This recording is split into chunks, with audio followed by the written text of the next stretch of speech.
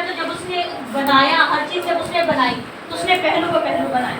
پہلا جو اس نے جو مطلب اس کو پوائنٹ رکھا وہ کیا تھا؟ اس نے انسان کو نر اور ناری اس نے پیدا کیا. ٹھیک ہے, اب نر اور ناری جب اس نے پیدا کیا, غور فرمائیں بیٹا سارے, پھر آپ لوگوں کو سمجھ آئے گی, لکھنا بعد میں.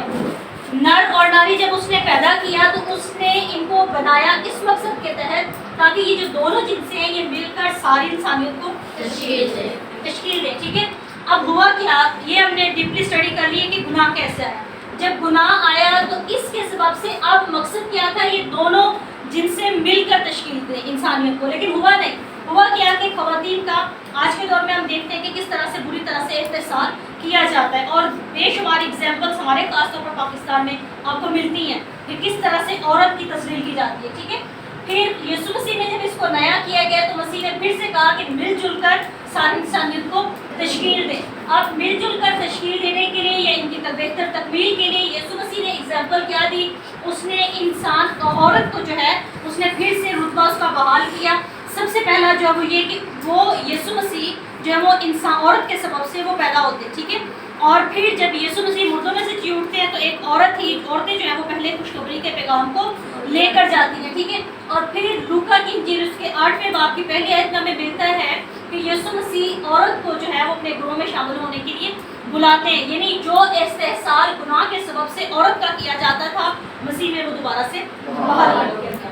دوسرا جو پیدائش پہلے باب کے مطابق جو زمین پر حکمرانی کرنے کے تعلق سے خداوند نے دوسرا پہلو رکھا تھا, اس کا مقصد یہ تھا کہ سائنس ہو, ٹیکنالوجی ہو, معاشیات ہو, ان کا مناسب اور درست استعمال کیا جائے, انسان زمین پر حکمرانی کرے. ٹھیک ہے, بولے بھی بیٹے ادھر دیکھیں, حکمرانی کرے. ٹھیک ہے, لیکن ہوا کیا, گناہ کے سبب سے زمین کا غلط استعمال کیا جانے لگا. خداوند نے جو حقوق خداوند کے تھے مالکانہ حقوق ان کو نظر انداز کیا جانے لگا. یعنی جو زمین جس کے قبضہ میں آئی اس نے کہا یہ میری ملکی ہے. ٹھیک ہے, اور پھر کیا ہوا کہ ماحول خراب ہونا شروع ہو گیا. لیکن یسوع مسیح میں جب دوبارہ سے اس کو بحال کیا گیا, اختیار جو ہے وہ برابر تقسیم کیے گئے, اور پھر یسوع مسیح نے سب سے بڑا اس نے جو مثال دی, اس نے کہا کہ آسمان اور زمین کا کل اختیار مجھے دیا گیا. انسان صرف زمین پر حکمرانی کرنے کا سوچ رہا تھا, اس نے قبضہ کیا تھا, لیکن مسیح نے کہا کہ آسمان اور زمین کا کل اختیار مجھے دیا گیا, اور پھر جو کچھ تم زمین پر میرے نام سے باندھو گے وہ آسمان پر بنے گا, اور جو تم زمین پر کھولو گے وہ آسمان پر کھلے گا. لیکن یہاں پر بھی یہ بانگت ہے. یہ بانگت کیا ہے؟ نر اور ناری, پہلے پہلو کو بھی برقرار رکھا گیا.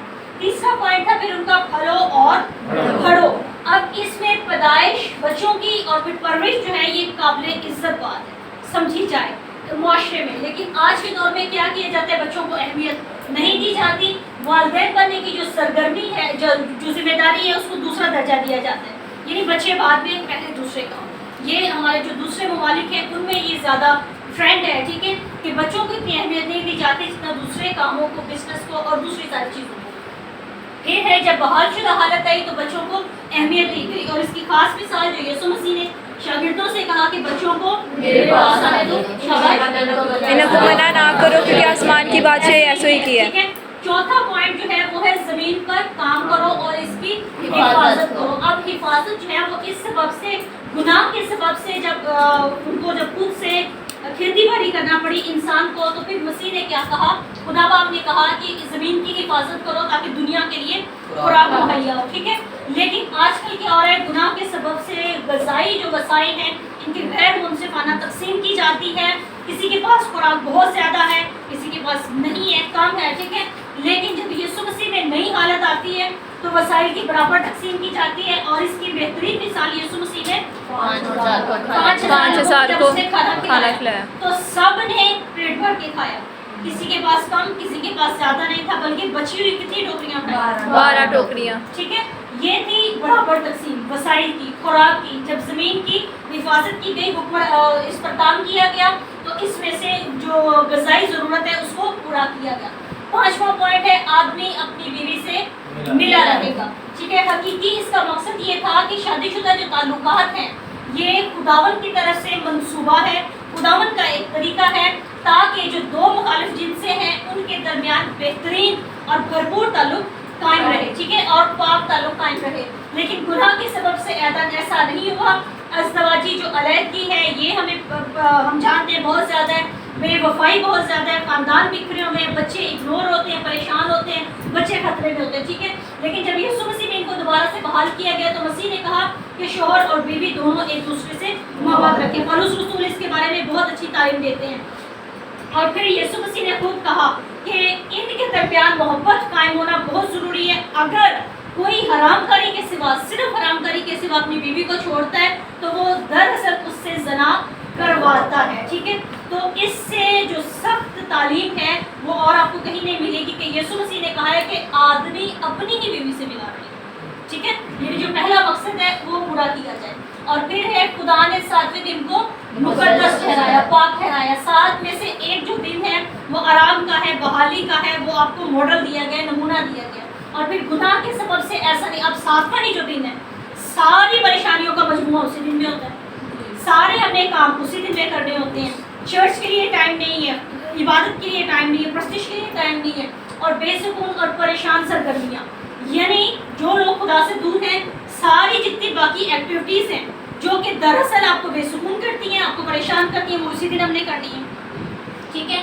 اور پھر غور و فکر اور آرام کی گنجائش تو پھر قطعی طور پر آپ کی زندگی میں بچتی ہی نہیں ہے. اور پھر بحال شدہ جو حالت ہے وہ ہے آرام اور بحالی کا نمونہ. اور اس کی جو مثال ہے یسوع مسیح نے کیا کہا، ابن آدم جو ہے وہ سبت کا مالک ہے، اور مالک ہونے کا سبب یہ ہے کہ وہ بیماروں کو شفا دیتا ہے اور پریشان لوگوں کو بحال کرتا ہے، ٹھیک ہے. اور یہ کام خداوند یسوع مسیح نے سبت کے دن بھی اس نے خاص طور پر کیے جب وہ زمین پر خدمت کرتے رہے. اور یہ ساری چیزیں جو ہیں یہ ہم نے کمپیریٹیو اسٹڈی کی ہے پیدائش، اور رومیو 8 میں باقی 19ویں آیت کا. یہ آج کا ہمارا جو لیسن تھا، یہاں پر ہمارا پہلا چیپٹر جو ہے وہ وائنڈ اپ ہوتا ہے، ٹھیک ہے. کسی نے کچھ پوچھنا ہے یا کوئی بات بتانی ہے تو وہ بتا سکتے ہیں. واو.